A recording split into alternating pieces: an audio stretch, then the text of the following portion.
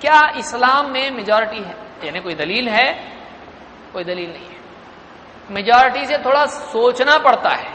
اتنے سب لوگ بول رہے ہیں کہیں صحیح تو نہیں ہے، لیکن وہ غلط ہو سکتے ہیں کہ نہیں ہو سکتے ہیں. دیکھیے دو باتیں ہیں.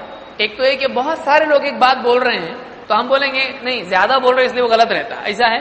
یعنی ہم کیا اینٹی میجورٹی ہیں؟ یعنی سب لوگ ادھر جا رہے ہیں، زیادہ لوگ ادھر جا رہے ہیں. نہیں، زیادہ لوگ جا رہے کا مطلب غلط ہے، آپ نے کو ادھر جانے کا. ایسا ہے کچھ نہیں. یعنی میجورٹی کے بارے میں ہم کیا بولتے ہیں؟ میجورٹی کے بارے میں ہم بولتے ہیں کہ میجورٹی سے کوئی چیز صحیح ثابت نہیں ہوتی. میجورٹی ہمیشہ صحیح ہوگی ایسا ہے؟ نہیں. میجورٹی ہمیشہ غلط ہوگی ایسا ہے؟ نہ ہمیشہ صحیح نہ ہمیشہ غلط. صحیح بھی ہو سکتی ہے، غلط بھی ہو سکتی. مثال کے طور پر دو مثالیں ہیں. ایک مثال میجورٹی کے صحیح ہونے کی، ایک مثال میجورٹی کے پاس علم نہیں ہونے کی. اللہ کے نبی صلی اللہ علیہ وسلم نے ایک مرتبہ نماز پڑھائی، 2 رکعت پڑھائی ظہر کی، اور آپ اٹھ کے گئے اور ایک کھمبا تھا اس کے پاس جا کے بہت فکر میں سوچتے کھڑے ہو گئے. سارے صحابہ پریشان، تو ظہر کی کیا 2 ہو گئی کہ کیا؟ ایک صحابی کھڑے ہوئے جن کا نام ذوالیدین تھا، 2 ہاتھ والا. انہوں نے کہا اللہ کے رسول نماز کم ہو گئی یا آپ بھول گئے؟ نماز پہلے 4 تھی، آپ کتنی ہو گئی؟ آپ نے 2 پڑھی تو 2 ہوئی ہوگی، تو 2 ہوئی ہیں آپ بھول گئے. اللہ کے نبی صلی اللہ علیہ وسلم نے کہا نہ نماز کم ہوئی ہے نہ میں بھولا ہوں، لیکن آپ کو شبہ ہوا واقعی یہ بول رہے صحیح تو نہیں ہے، کیونکہ آپ بھی بھول گئے. آپ نے باقی صحابہ سے پوچھا جو کہہ رہا صحیح ہے، سب نے کہا ہاں آپ نے 2 ہی پڑھائی. آپ واپس آئے اور آپ نے کیا کیا؟ بچی ہوئی 2 رکعت پڑھائی اور سجدہ سہو کیا. اس سے کیا بات معلوم ہوئی؟ کئی مسائل علماء نے اس سے ذکر کیے ہیں.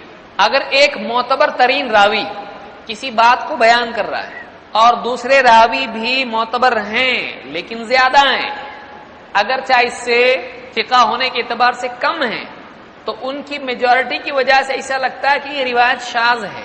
تو کئی حفاظ ایک بات بیان کر رہے ہیں اور ایک حافظ ہے وہ بھی معتبر ہے اور ایک دم ٹاپ لیول کا ہے، لیکن اس کے مقابلے میں اور کئی لوگ ہیں.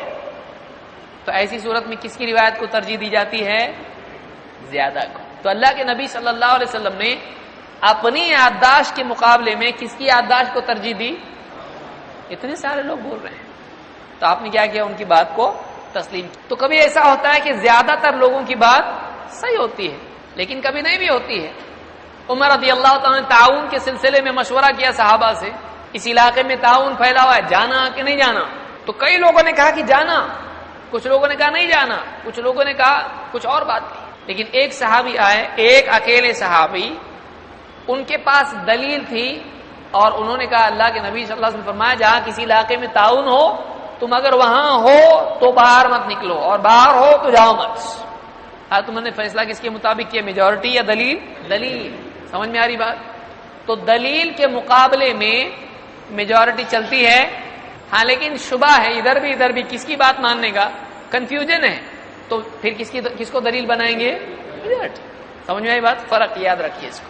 اب یہ بات یاد رکھیے، اگر اکثریت کے پاس دلیل کی بجائے صرف گمان ہو اور اقلیت کے پاس، مائنورٹی کے پاس دلیل ہو، چاہے وہ مائنورٹی کیا ہو؟ ایک ہو، تو بات کس کی مانی جائے گی؟ دلیل کی مانی جائے گی، بشرطے کہ دلیل بھی واضح ہو. ہماری دعوت کیا ہے؟ کتاب و سنت اور سلف کا فہم. اس کو آپ ترتیب سے ہم سمجھتے ہیں. نمبر 1، میجورٹی کے ہم خلاف ہیں. میجورٹی دلیل ہے حق ہونے کی؟ نہیں. اب میجورٹی کے مقابلے میں دلیل ہو تو کیا میجورٹی صحیح ہوتی ہے؟ نہیں.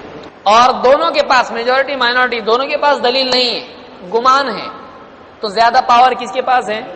میجورٹی کے پاس ہے. سمجھ میں آئے؟ لیکن دلیل کے مقابلے میں ان کی کوئی دلیل نہیں، وہ خود دلیل نہیں ہے.